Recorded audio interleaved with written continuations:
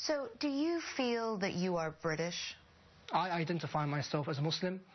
If I was born in a stable, you know, I'm not going to be a horse. If I was born in Nazi Germany, I'm not going to be a Nazi. I mean, this is just an island I was born in. Rumeysa and Chowdhury both live in East London, which is home to one of the largest Muslim populations in the UK. In one part of town, Rumeysa and his associates have set up so-called Sharia patrols to go out and discourage behavior that they deem un-Islamic. There's some guys there. On this night, they stopped to talk to a couple of non-Muslim men who were in a park drinking beer, which is forbidden under Islam. So we're just reminding the community about staying safe.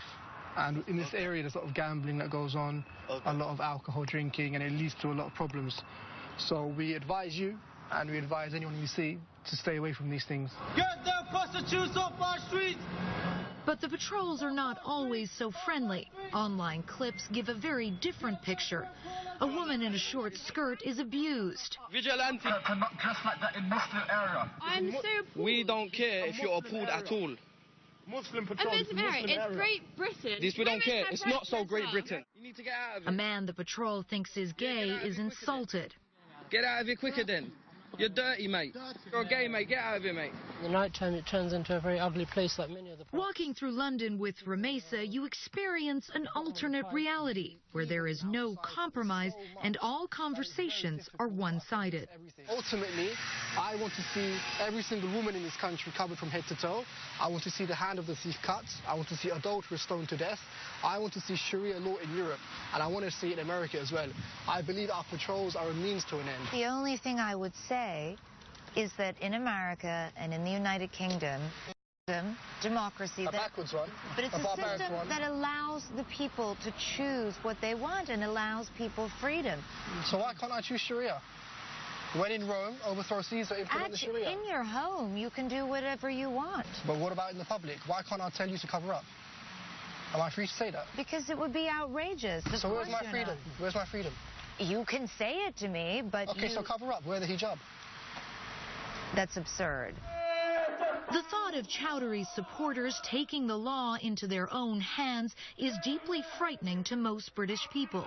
This is a group that believes the West is at war with Islam and that the invasions of Iraq and Afghanistan justify any kind of violence in response.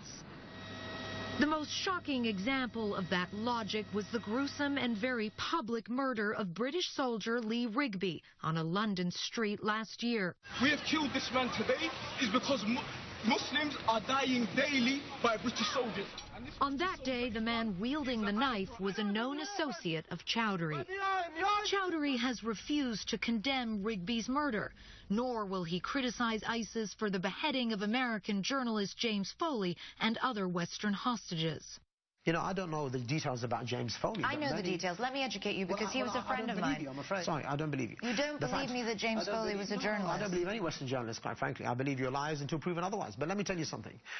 The perspective of the Muslims, of journalists, whether that be James Foley and others, is that they are the propaganda for the Western regimes. Have you formed an opinion for yourself? I form my opinion on the basis of what the Muslims say, not on the basis of what you say. I'm sensing a double standard here, because essentially you're very quick to condemn acts of violence by the West, but you refuse to condemn any act of violence by your fellow Muslims. No, I believe that there's a difference between the oppressor and oppressed.